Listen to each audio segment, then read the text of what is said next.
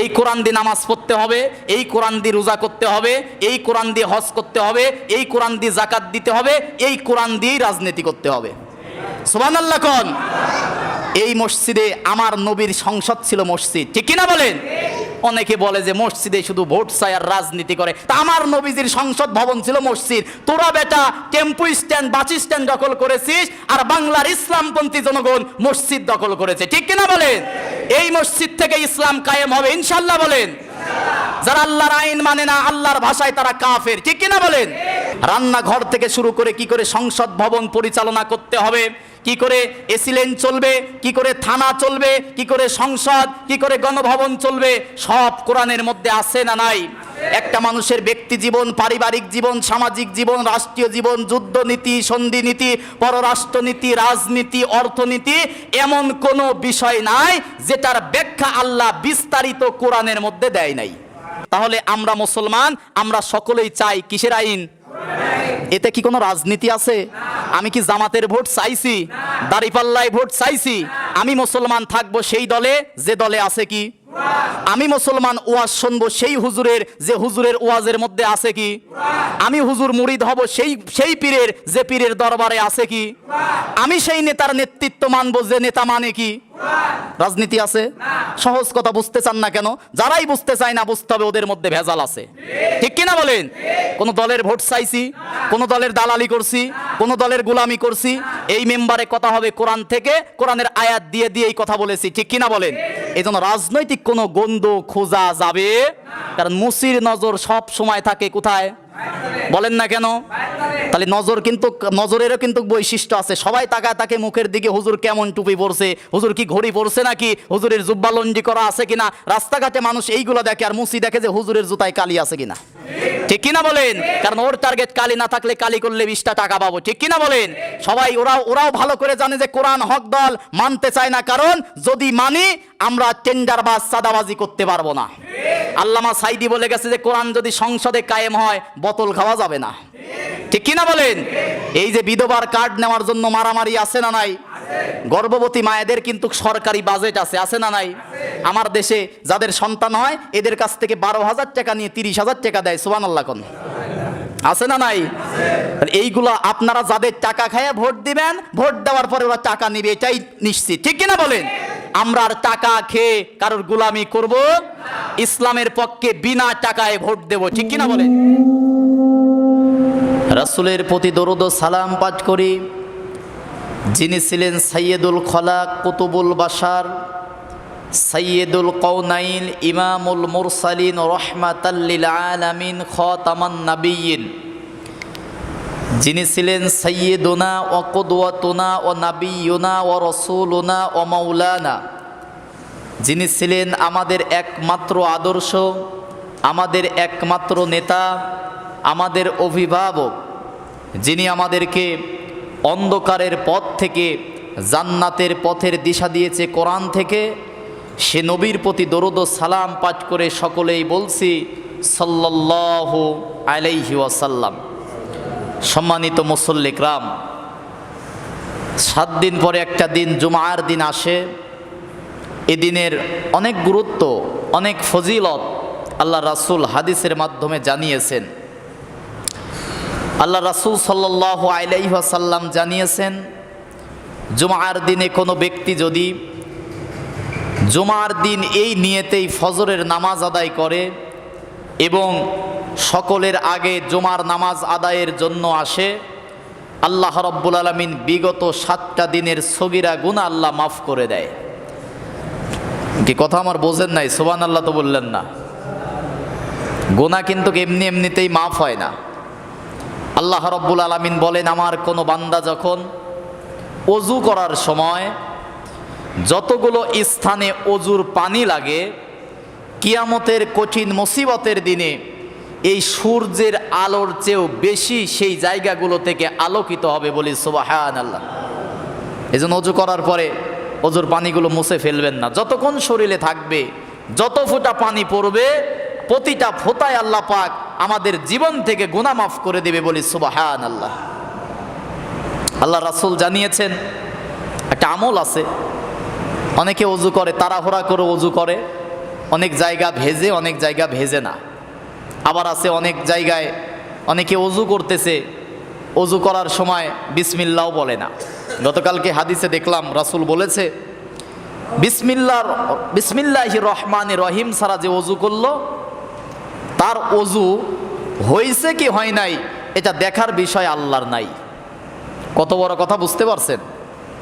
আমাদের দুনিয়ার কোনো কাজে তাড়াহুড়া নাই। চা স্টলে বসে এক কাপ চা খাই, 2-3 ঘন্টা, রাত 10টা 11টা 12টা পর্যন্ত চলতেছে গীবত পরচর্চা, ঘড়ির দিকে তাকাই না। কিন্তু মসজিদে আসলে নামাজে দাঁড়ালেই আমাদের ব্যস্ততা বাড়ে, ঠিক কিনা বলেন?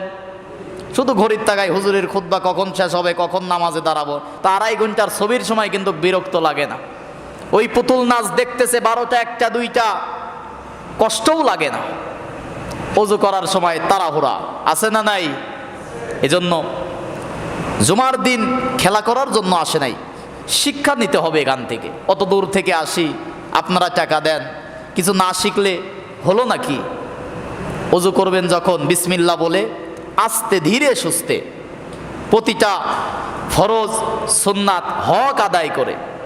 আল্লাহ রাসূল বলেছেন অজু শেষ করার পরে কেউ যদি কিবলা দিকে হয়ে অথবা না হয়ে যদি কেউ কালেমায় শাহাদাত পাঠ করে, ওই ব্যক্তির জন্য আল্লাহর জান্নাত ওয়াজিব হয়ে যায়। তা আল্লাহ তো আসলে আমাকে আপনাকে মাফই করতে চায়, যদি আমরা মাফ নিতে না পারি ও দোষ কি আল্লাহর? কত সুযোগ দিয়েছে। অজুর প্রতি ফোঁটা পানি থেকে গুনাহ মাফ হয়। যে জায়গাগুলোতে অজুর পানি লাগবে কিয়ামতের দিন এই সূর্যের আলোর চেয়ে বেশি আলোকিত হবে। এমন কি রাসূল কথা বলেছে যে জায়গা দিয়ে অজুর পানি গড়ে যাবে, কিয়ামতের দিন এই জায়গা সেই ব্যক্তির পক্ষে সাক্ষী হয়ে দাঁড়িয়ে যাবে। সুবহানাল্লাহ বলেন। কিন্তু অপচয় করা যাবে না। ট্যাপ ছেড়ে দিয়ে গল্প করতেছে, আছে না নাই? এটা করা যাবে না। যতটুকু দরকার রাসূল বলেছেন তোমরা যদি সমুদ্রের পানে, নদীর পাড়ে বসেও যদি অজু করো, অতিরিক্ত যদি পানি ব্যবহার করো সমুদ্রে নদীতে, সেটাও তোমার অপচয় হবে। অতএব খুব সাবধান, যতটুকু লাগবে ব্যবহার করবেন। অনেকে আছে দেখবেন পেশাব পায়খানা করার পরে ঢিলা কুলুপ ব্যবহার করতে চায় না, আছে না নাই? অনেকে আছে মসজিদ মাদ্রাসার পায়খানাগুলো ব্যবহারযোগ্য না, পানি দিতে চায় না, ট্যাপ ঘোরালেই পানি, ঠিকমতো পানি দিতে চায় না। তো যে জায়গায় পানি ব্যবহার করা দরকার আমার দেশের মানুষ সে জায়গায় পানি ব্যবহার করে না। কবরের আযাব 2টা কারণে সবচেয়ে বেশি হবে। বলেন কয়টা কারণ? 2টা কারণ। 1 নাম্বার, কবরের আযাব যতগুলো কারণে হবে তার অন্যতম কারণ হচ্ছে গীবত পরচর্চা করার কারণে। অন্যের বিরুদ্ধে কথা, গীবত পরচর্চা এইগুলো যারা করে 1।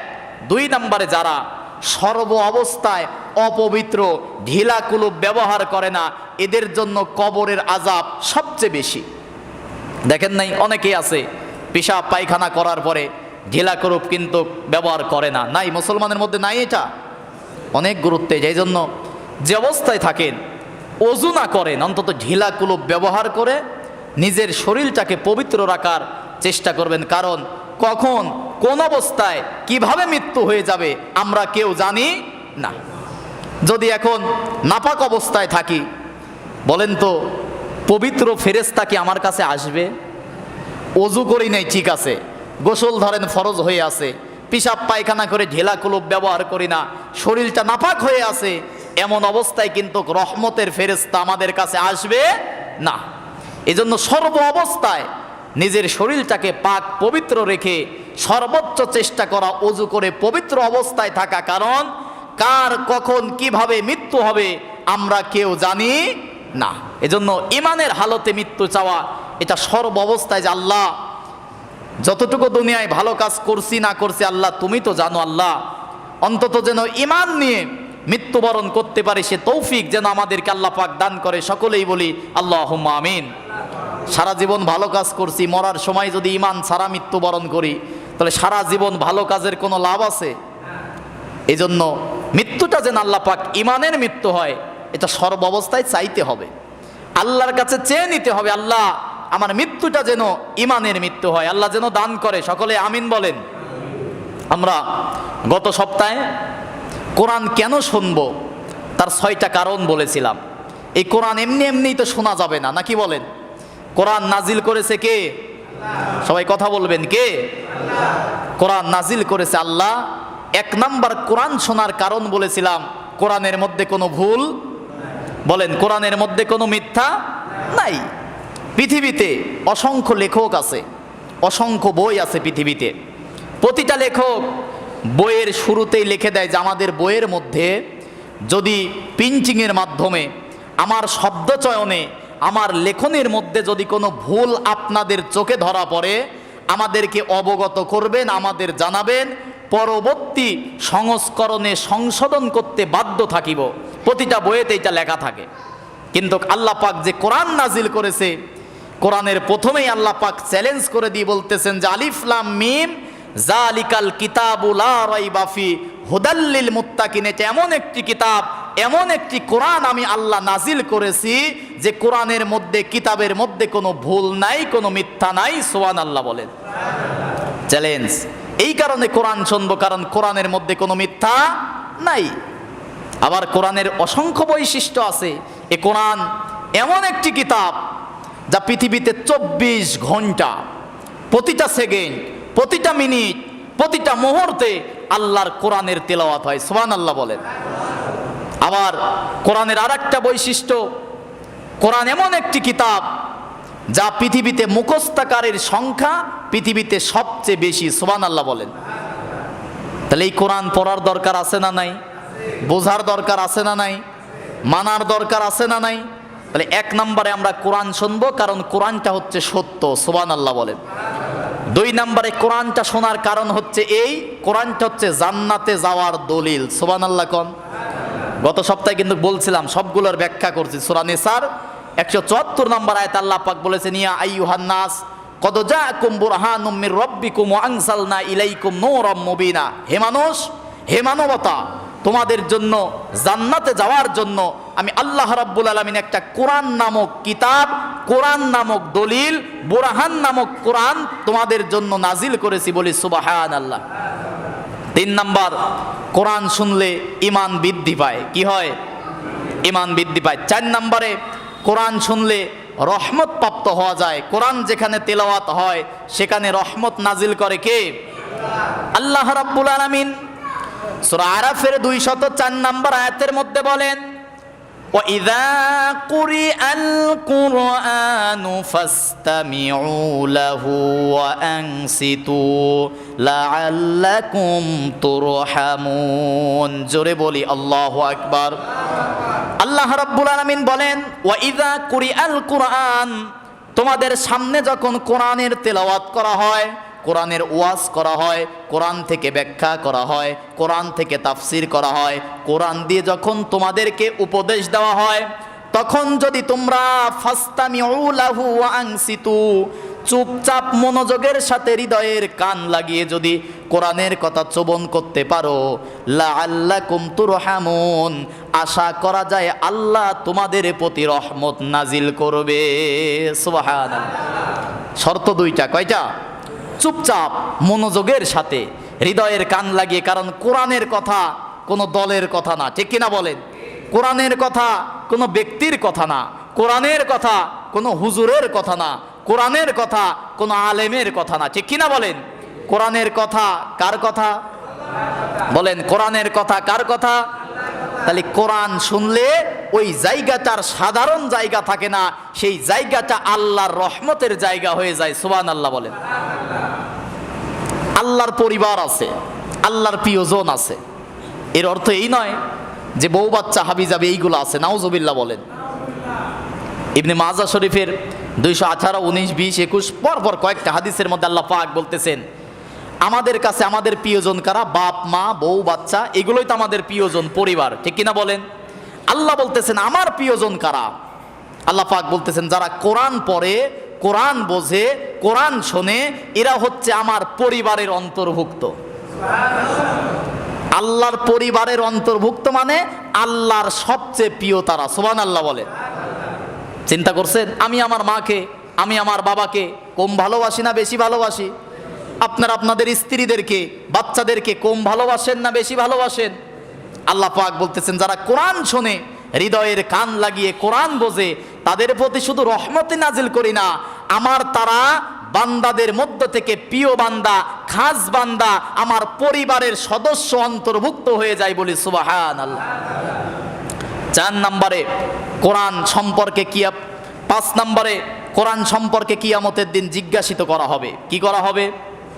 কিয়ামতের দিন সূরা যুখরুফের 44 নম্বর আয়াতের মধ্যে আল্লাহ পাক বলেন, ওয়া ইন্নাহু লাযিকরুল লাকা ওয়া লিকাউমিকা, হে নবী আপনাকে এবং আপনার জাতি উম্মতদেরকে কিয়ামতের দিন জিজ্ঞাসা করবে যে কোরআন মানা হয়েছিল কিনা। তাহলে দুনিয়ার জীবনে কোরআন মানার দরকার আছে না নাই? 6 নম্বরে কোরআনকে আল্লাহ পাক হেফাজত করবে। সূরা হিজরের 9 নম্বর আয়াত আল্লাহ বলতেছেন, এই কোরআনের সাথে যারা থাকবে এদেরকেও আমি আল্লাহ হেফাজত করব। কোরআন যারা পড়বে, কোরআন যারা শুনবে, কোরআন যারা মানবে, কোরআন নিয়ে তাদেরকে কবরে যারা আসবে, এই কোরআন কিয়ামতের দিন আল্লাহর সাথে তর্ক করে আল্লাহর জান্নাতে নিয়ে যাবে। তাহলে কোরআন শোনার 6টা কারণ: 1, কোরআন সত্য; 2 নম্বরে জান্নাতে যাওয়ার দলিল; 3 নম্বরে ঈমান বৃদ্ধির কারণ; 4 নম্বরে কোরআন শুনে যারা রহমত প্রাপ্ত হয় তারা; 5 নম্বরে কিয়ামতের দিন কোরআন সম্পর্কে জিজ্ঞাসিত করা হবে; 6 নম্বরে কোরআন সংরক্ষিত, আমাদেরকে কোরআন হেফাজত করে আল্লাহর জান্নাতে নিয়ে যাবে, বলি সুবহানাল্লাহ। এবার জানবো আমরা পৃথিবীতে কোরআন কেন এসেছে। জানার দরকার আছে না নাই? এতগুলো কারণে যে কোরআন শুনবো, কোরআন কেন এসেছে, এ কথা আল্লাহ পাক পবিত্র কোরআনুল কারিমে 14 নম্বর সূরা ইব্রাহিমের 1-2 নম্বর আয়াতের মধ্যে বর্ণনা করেছে, বলি সুবহানাল্লাহ। আল্লাহ রাব্বুল আলামিন সূরা ইব্রাহিমের 1 এবং 2 নম্বর আয়াতের মধ্যে বলেন, আলিফ লাম রা কিতাবুন আনজালনাহু ইলাইকা লিতুখরিজান নাসা মিনাজ যুলুমাতি ইলান নূর। জোরে বলি আল্লাহু আকবার। আল্লাহ রাব্বুল আলামিন বলেন, আলিফ লাম রা হরফে মুকাত্তাআত, এর একমাত্র অর্থ জানে কে? আল্লাহ। এগুলোর একমাত্র অর্থ জানে কে? এগুলোর অর্থ পৃথিবীর কেউ জানে না। এরকম 29টা জায়গায় আল্লাহ পাক দিয়েছেন। যেদিন সূরা ইয়াসিনের তাফসীর করব একদিন ইনশাআল্লাহ, সেদিন এই সম্পর্কে বিস্তারিত আলোচনা করব। আল্লাহ রাব্বুল আলামিন এর পরের আয়াতে বলতেছেন, কিতাবুন আনজালনা, হে নবী আপনার কাছে যে কিতাব আমি নাজিল করেছি, তাবিজ লেখার জন্য, ঝাড়ফুঁক করার জন্য, চোর ধরার জন্য আল্লাহ কোরআন নাজিল করছে নাকি? আমাদের এলাকায় কোনো জিনিস হারিয়ে গেলে আগে দেখতাম ছোটকালে চাল পড়া নিয়ে আসতো, খাওয়াতো চোর ধরার জন্য। আপনাদের এলাকায় কি ছিল এমন? এরপরে আবার বলে যে কোরআন দিয়ে বাতি চালানো হবে, ছিল কি না? কিন্তু আল্লাহ রাব্বুল আলামিন বলেন, কিতাবুন আনজালনাহু ইলাইকা লিতুখরিজান নাস মিনাজ যুলুমাতি ইলান নূর। জোরে বলি আল্লাহু আকবার। আল্লাহ রাব্বুল আলামিন বলেন, এই কিতাব আমি নাজিল করেছি লিতুখরিজান নাস, এই কারণে বের করার জন্য মানুষদেরকে, মিনাজ যুলুমাত অন্ধকার থেকে, ইলান নূর আলোর পথ দেখানোর জন্য আমি আল্লাহ কোরআন নাজিল করেছি, বলি সুবহানাল্লাহ। এখন আরেকটা আয়াত আছে সূরা হাদীদের 9 নম্বর আয়াত, একইভাবে এখানে বলেছে কিতাব, ওখানে বলেছে আয়াত। আল্লাহ রাব্বুল আলামিন বলেন, হুয়াল্লাযী ইউনাজ্জিলু আলা আবদিহি আয়াতিম বাইয়িনাতিল লিয়ুখরিজাকুম মিনাজ যুলুমাতি ইলান নূর। জোরে বলি আল্লাহু আকবার।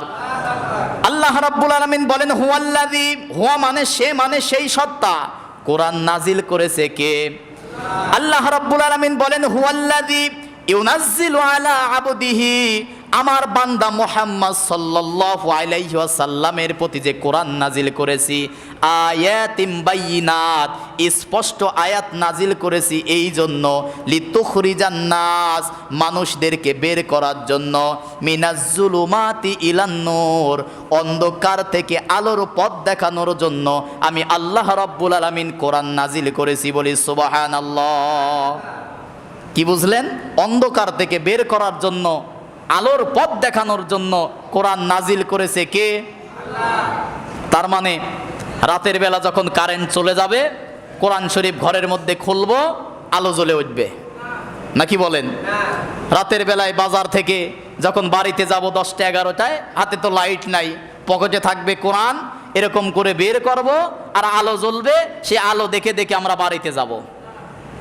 কি আল্লাহ বলতেছে যে অন্ধকার থেকে মুক্ত করার জন্য, আলোর পথ দেখানোর জন্য কোরআন নাজিল করছি। তো কোরআনে কি আলো জ্বলে? এখন আসেন আলো জ্বলে কি না জ্বলে দেখেন। এবার আল্লাহ পাক জুলুমাত ব্যবহার করায়, জুমায় তাকসির ব্যবহার করে আল্লাহ পাক বলতেছেন অন্ধকার কি? আল্লাহর কাছে এই যে জানালা দরজা বন্ধ করে দিলে রাতের বেলায় ঘরটার মধ্যে অন্ধকার হয়ে যায় না? পানির নিচে ডুব ভাঙলে অন্ধকার আছে না নাই? অমাবস্যার রাতে অন্ধকার আছে না নাই? আল্লাহর কাছে জুলুমাত মানে এই অন্ধকার নয়। আল্লাহর ভাষায় অন্ধকার হচ্ছে সেইটা, মানুষের তৈরি করা নিয়ম নীতির নাম হচ্ছে অন্ধকার। মানুষের তৈরি করা আইন দুনিয়াতে আছে না নাই? মানুষের তৈরি করা বিধান পৃথিবীতে আছে না নাই? আল্লাহর কাছে অন্ধকার সেইটা, মানুষের তৈরি করা তন্ত্রমন্ত্র, মানুষের তৈরি করা নিয়ম নীতি, মানুষের তৈরি করা আইন কানুনকে আল্লাহ পাক বলেছে অন্ধকার। আর এই সব অন্ধকার, মানুষের নিয়ম নীতি, মানুষের তন্ত্রমন্ত্র, মানুষের বিচার ব্যবস্থার মুখে লাথি দিয়ে কোরআনের রাজ কায়েম করার নাম হচ্ছে অন্ধকার থেকে আলোর পথ। আল্লাহু আকবার বলেন। কথা কি বুঝতে পারছেন? অন্ধকার কি? আল্লাহর ভাষায় অন্ধকার মানুষের তৈরি করা যা আছে সব কি? কথা মনে হয় বোঝেন নাই। মানুষের তৈরি করা আইন আছে না নাই? কি মানুষের তৈরি করা আইন? মানুষ, আল্লাহ দিয়েছে কোরআনে যাকাত, মানুষ তৈরি করেছে সুদ, আছে না নাই? মানুষের তৈরি করা আইন কি? আল্লাহ পাক বলেছেন একটা সন্তান যখন নাবালক হবে, বয়সপ্রাপ্ত হবে, তখন বিয়ে করবে। মানুষ তখন আইন করছে কি? যে 18 বছর আর 21 বছর না হলে বিয়ে করা যাবে না, আছে না নাই? অথচ 18 বছর আর 21 বছরের আগে আমার দেশের যুবক আর যুবতীরা অকাম পোকাম করে কিনা? কথা বলেন না কেন? ইসলামের বিধান কি? যখন একটা মানুষ বুঝতে পারবে তার বিয়ে দিয়ে দাও, ঠিক কিনা বলেন? কিন্তু সরকারি আইন করলো কি? মেয়ের বয়স যদি 18 না হয়, যে হুজুর বিয়ে পড়ায় ও হুজুরের মামলা বাংলাদেশে হয়েছে। কথা বলেন না কেন? এ মামলা করতে পারলেন, অথচ গোটা বিশ্ববিদ্যালয় কলেজ ক্যাম্পাসে এজওয়াজে যান, কপত কপতি, কার সন্তান কার মেয়ে কোলে শুয়ে বাদাম সিলে সিলে খাওয়াচ্ছে। কথা বলেন না কেন? এখানে তো জুরাই জুরাই বসা বন্ধ করতে পারলেন না, আপনি বন্ধ করলেন কি? যে 18 বছর আর 21 বছরের আগে যদি বিয়ে হয়, ও ব্যক্তিরও মামলা হয়, যে হুজুর বিয়ে পড়ায়, যে লোক সাক্ষী হয়, ওর নামেও মামলা হয়, ঠিক কিনা বলেন? এই জন্য এগুলো মানুষের আইন, এগুলো আল্লাহ পছন্দ করে না। আল্লাহ পাক জানাতে চেয়েছে দুনিয়ার মানুষের আইনের মুখে লাথি দিয়ে আইন চলবে কার? কোরআনটা কার আইন? অন্ধকার বলতে মানুষের তৈরি করা নিয়ম নীতি, সকল তন্ত্রমন্ত্রের মুখে লাথি দিয়ে আল্লাহর জমিনে আল্লাহর দ্বীন ইসলাম কায়েম করা, আল্লাহর জমিনে আল্লাহর কোরআনকে আলোকিত করা, এটার নামই হচ্ছে আলোর পথ, এটার নামই হচ্ছে জান্নাতের পথ। সুবহানাল্লাহ বলেন। তাহলে কোরআন আসার কারণ কি? মানুষকে মুক্তি, শান্তি, মানুষের তৈরি করা নিয়ম নীতি থেকে বের করে জান্নাতের পথ দেখানোর জন্য আল্লাহ কোরআন দিয়েছে। সুবহানাল্লাহ বলেন। কোরআনের আরো কিছু নাম আল্লাহ পাক দিয়েছেন। এই যে বললাম না যে আলো, কোরআনটার আর একটা নাম নূর। বলেন কোরআনের নাম কি? নূর মানে কি? আলো। নূর মানে কি? আলো। আল্লাহ পাক সূরা ইমরানের 138 নম্বর আয়াতের মধ্যে কোরআনের অসংখ্য নাম দিয়েছে। আল্লাহ রাব্বুল আলামিন বলেন, হাযা বায়ানুল লিন্নাসি ওয়া হুদাও ওয়া মাউইযাতুল লিল মুত্তাকিন। জোরে বলি আল্লাহু আকবার। আল্লাহ রাব্বুল আলামিন বলেন এই কোরআনটা হাযা বায়ানুল লিন্নাস, মানুষের জন্য কোরআনটা হচ্ছে বয়ান। সুবহানাল্লাহ বলেন। তাহলে জুমার বয়ান করব কি দিয়া? তো বলেন যে কিচ্ছা কাহিনী কোন, কারণ কিচ্ছা কাহিনী করাই তো জায়েজ নাই, ঠিক কিনা বলেন? আল্লাহ বলতেছেন হাযা ইসমে ইশারা, বায়ান লিন্নাস, বয়ান করো মানুষদেরকে কোরআন দিয়া। সুবহানাল্লাহ বলেন। ওমাউইযাতুল লিল মুত্তাকিন, এবং উপদেশ দাও মুত্তাকিনদের কোরআন দিয়া। সুবহানাল্লাহ বলেন। তাহলে ওয়াজ করব, বয়ান দেব, উপদেশ দেব কি দিয়া? এরপরে আল্লাহ পাক সূরা জাসিয়ার 20 নম্বর আয়াতে আল্লাহ রাব্বুল আলামিন বলেন, হাযা বাসাইরু লিন্নাসি ওয়া হুদাও ওয়া রাহমাতাল লিকাউমিন ইউকিনুন। জোরে বলি আল্লাহু আকবার। আল্লাহ রাব্বুল আলামিন বলেন হাযা ইসমে ইশারা, বাসাইরু লিন্নাস, কোরআনটা হচ্ছে মানুষের জন্য আলোকবর্তিকা। সুবহানাল্লাহ বলেন। আল্লাহ পাক বলেন ওহুদাও ওয়া মাউইযা ওয়া রাহমা লিকাউমিন ইউকিনুন, এবং বিশ্বাসী ইমানদারদের জন্য কোরআনটা হচ্ছে রহমত। সুবহানাল্লাহ বলেন। এরপরে আরো দুইটা কথা বলি। কোরআনের আরেকটা নাম বুরহান। আরেকটা নাম কি? গত সপ্তাহে বলছিলাম যে বুরহান মানে অকাট্য দলিল। বুরহান মানে কি বলেন না কেন? বুরহান মানে কি? অকাট্য দলিল। কোরআনের আরেকটা নাম হচ্ছে ফুরকন। ফুরকন মানে হচ্ছে সত্য মিথ্যা পার্থক্যকারী। সত্য মিথ্যা কথা বুঝতেছেন না আমার? আল্লাহ রাব্বুল আলামিন সূরা ফুরকনের প্রথম আয়াতের মধ্যে বলেন তাবারাকাল্লাযী নাযালাল ফুরকানা আলা আবদিহি, নিশ্চয় আমি আল্লাহ রাব্বুল আলামিন আমার বান্দা মুহাম্মদের প্রতি ফুরকন নাজিল করেছি, যেন ফুরকন দিয়ে কোরআন দিয়ে সত্য মিথ্যার পার্থক্য করতে পারে। বলি সুবহানাল্লাহ। তাহলে সত্য মিথ্যার পার্থক্যকারের নাম হচ্ছে, কোনটা ন্যায় কোনটা অন্যায় বুঝবো আমরা কি দিয়া? কোরআন দিয়ে। তাহলে কোরআন এসেছে অকাট্য দলিল হয়ে, কোরআন এসেছে সত্য মিথ্যার পার্থক্যকারী হিসাবে, কোরআন এসেছে অকাট্য দলিল হিসাবে। মূল কথায় কোরআন এসেছে গোটা মানবতাকে আমাদেরকে মুক্তি দেওয়ার জন্য। ঠিক কিনা বলেন? তাহলে কি কোরআন মানার দরকার আছে না নাই? কি করে রান্নাঘর থেকে শুরু করে কি করে সংসদ ভবন পরিচালনা করতে হবে, কি করে এসি লেন চলবে, কি করে থানা চলবে, কি করে সংসদ, কি করে গণভবন চলবে, সব কোরআনের মধ্যে আছে না নাই? একটা মানুষের ব্যক্তি জীবন, পারিবারিক জীবন, সামাজিক জীবন, রাষ্ট্রীয় জীবন, যুদ্ধ নীতি, সন্ধি নীতি, পররাষ্ট্র নীতি, রাজনীতি, অর্থনীতি, এমন কোনো বিষয় নাই যেটার ব্যাখ্যা আল্লাহ বিস্তারিত কোরআনের মধ্যে দেয় নাই। জোরে কোন সুবহানাল্লাহ। রাগ করছেন আপনারা? এবার বলেন সূরা বনি ইসরাইল, কোন সূরা? আয়াত 82। কত নম্বর আয়াত? আল্লাহ রাব্বুল আলামিন বলেন ওয়ানুনাজ্জিলু মিনাল কুরআনি মা হুয়া শিফাউ ওয়া রাহমাতুল লিল মুমিনিন। জোরে বলি আল্লাহু আকবার। ওয়ানুনাজ্জিলু মিনাল কুরআন, হে নবী আপনার কাছে যে কোরআন নাজিল করছি তাবিজ লেখার জন্য, ঝাড়ফুঁক করার জন্য, চাইল ফরাদি চোর ধরার জন্য কেন নাজিল করছি? পৃথিবীর মানুষের সব সমস্যার সমাধান দেওয়ার জন্য আমি আল্লাহ কোরআন নাজিল করছি। সুবহানাল্লাহ বলেন। মানুষের জীবনে যা সমস্যা আছে সব সমস্যার সমাধান কোরআনের মধ্যে আছে না নাই? আরেকটা কারণে কোরআন নাজিল হয়েছে সূরা নিসার 105 নম্বর আয়াত। আল্লাহ রাব্বুল আলামিন বলেন ইন্না আনজালনা ইলাইকাল কিতাবা বিল হাক্কি লিতাহকুমা বাইনান নাসি বিমা আরাকাল্লাহ। জোরে বলি আল্লাহু আকবার। আল্লাহ পাক বলেন ইন্না আনজালনা ইলাইকাল কিতাবা বিল হক, যথাযথ সত্য সহকারে যে কোরআন নাজিল করেছি, লিতাহকুমা বাইনান নাসি বিমা আরাকাল্লাহ, যেন কোরআন দিয়ে তুমি মানুষের মধ্যে বিচার করতে পারো। সুবহানাল্লাহ বলে। তাহলে কোরআন নাজিল হয়েছে নামাজ পড়ার জন্য। হ্যাঁ, নামাজ পড়ার জন্যও নাজিল হয়েছে, কিন্তু বিচার করার জন্য কোরআন, কথা বোঝেন নাই? এই কোরআন দিয়ে নামাজ পড়তে হবে, এই কোরআন দিয়ে রোজা করতে হবে, এই কোরআন দিয়ে হজ করতে হবে, এই কোরআন দিয়ে যাকাত দিতে হবে, এই কোরআন দিয়েই রাজনীতি করতে হবে। সুবহানাল্লাহ কোন? এই মসজিদে আমার নবীর সংসদ ছিল মসজিদ। ঠিক কিনা বলেন? অনেকে বলে যে মসজিদে শুধু ভোট চায় আর রাজনীতি করে। তা আমার নবীজির সংসদ ভবন ছিল মসজিদ। তোরা বেটা টেম্পু স্ট্যান্ড, বাস স্ট্যান্ড দখল করেছিস, আর বাংলার ইসলামপন্থী জনগণ মসজিদ দখল করেছে। ঠিক কিনা বলেন? এই মসজিদ থেকে ইসলাম কায়েম হবে ইনশাআল্লাহ বলেন। যারা আল্লাহর আইন মানে না, আল্লাহর ভাষায় তারা কাফের। ঠিক কিনা বলেন? সূরা মাইদার 44 নম্বর আয়াত। কোন সূরা? সূরা মাইদা। কোন সূরা? আপনাদের কারু যদি কোনো সমস্যা মনে হয়, কথা কি বুঝতে পারছেন? আয়াতগুলো সূরার নাম বলি না আমি, আয়াত নাম্বার বলি না, একটু খাতা কলম নিয়ে আসবেন, মোবাইলে তুলবেন, মুফতি সাহেবদের কাছ থেকে শোনাবেন। এই যে আপনাদের ছেলে জাকির হাফেজ সাহেব রয়েছে, ওই যে আরেকটা শুভ হাফেজ সাহেব রয়েছে, সূরা মাইদার 44 নম্বর আয়াত। জাকির শেষে কি বলতেছে? ওমাল্লাম ইয়াহকুম বিমা আনজালাল্লাহু ফাউলাইকা হুমুল কাফিরুন। আল্লাহু আকবার বলেন।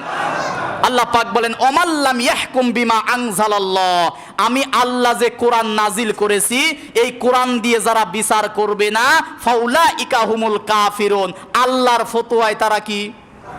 ফাউলাইকা হুমুল কাফিরুন, ফতোয়া মোল্লার না আল্লাহর? 45 নম্বর আয়াত আল্লাহ বলতেছেন আমাল্লাম ইয়াহকুম বিমা আনজালাল্লাহু ফাউলাইকা হুমুজ জালিমুন, আল্লাহর কোরআন, আল্লাহ যে বিধান নাজিল করেছে এইটা দিয়ে যারা বিচার করবে না এরা হচ্ছে জালেম। এরা কি?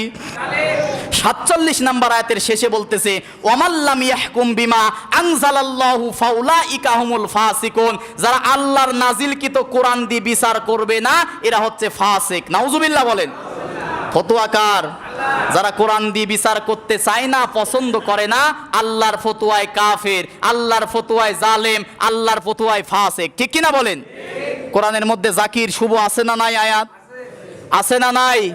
কারো যদি সমস্যা হয় আপনি পরীক্ষা নিরীক্ষা করবেন, অন্য হুজুরের কাছে যাবেন। তাহলে আমরা মুসলমান, আমরা সকলেই চাই কিসের আইন?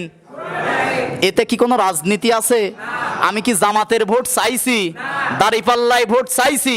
আমি মুসলমান থাকবো সেই দলে যে দলে আছে কি? আমি মুসলমান ওয়াজ শুনবো সেই হুজুরের যে হুজুরের ওয়াজের মধ্যে আছে কি?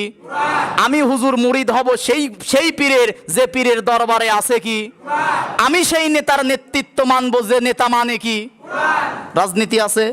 সহজ কথা বুঝতে চান না কেন? যারাই বুঝতে চায় না বুঝতে হবে ওদের মধ্যে ভেজাল আছে। ঠিক কিনা বলেন? কোন দলের ভোট চাইছি? কোন দলের দালালি করছি? কোন দলের গোলামি করছি? এই মেম্বারে কথা হবে কোরআন থেকে, কোরআনের আয়াত দিয়ে দিয়েই কথা বলেছি। ঠিক কিনা বলেন? এই জন্য রাজনৈতিক কোনো গন্ধ খোঁজা যাবে, কারণ মুসির নজর সব সময় থাকে কোথায়? বলেন না কেন?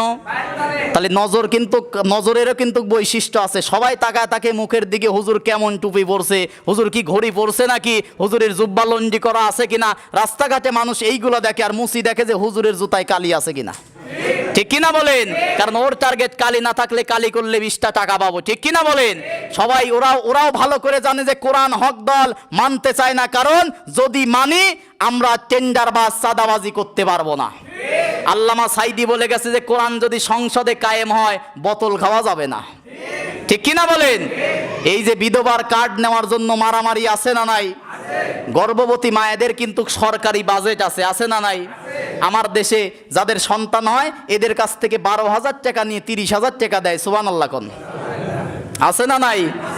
তাহলে এইগুলো আপনারা যাদের টাকা খায় ভোট দিবেন, ভোট দেওয়ার পরে ওরা টাকা নিবে, এটাই নিশ্চিত। ঠিক কিনা বলেন? আমরা আর টাকা খেয়ে কারোর গোলামি করব? ইসলামের পক্ষে বিনা টাকায় ভোট দেব। ঠিক কিনা বলেন? আল্লাহ যদি বাঁচায় রাখে আগামী সপ্তাহে, যেহেতু ভোট প্রতীক বের হয়ে গেছে, কথা বলেন নাই? প্রতীক বের হয়ে গেছে না? মনোনয়ন দিয়ে দিছে, আপনাদের মনোনয়ন দিয়ে দিছে। আমরা ভোট দেব, কাকে ভোট দেব আগামী সপ্তাহে বলবো। কোরআন থেকে। কি থেকে? ভোট কি জামাতে দেব? আবার কয় যে না হেফাজতে দেব, বিএনপি দেব, আওয়ামী লীগে দেব। তো সবই না, তো ভোট দিবেন কোনে? কয় কোরআনে। কোরআন কি আছে নাকি? আগামী সপ্তাহে সময় নাই, আগামী সপ্তাহে বিস্তারিত বলবো যে আমার ভোট আমি দেব, আল্লাহ যাকে দিতে বলেছে তাকে দেব। আগামী সপ্তাহে ইনশাল্লাহ যারা সুন্নাত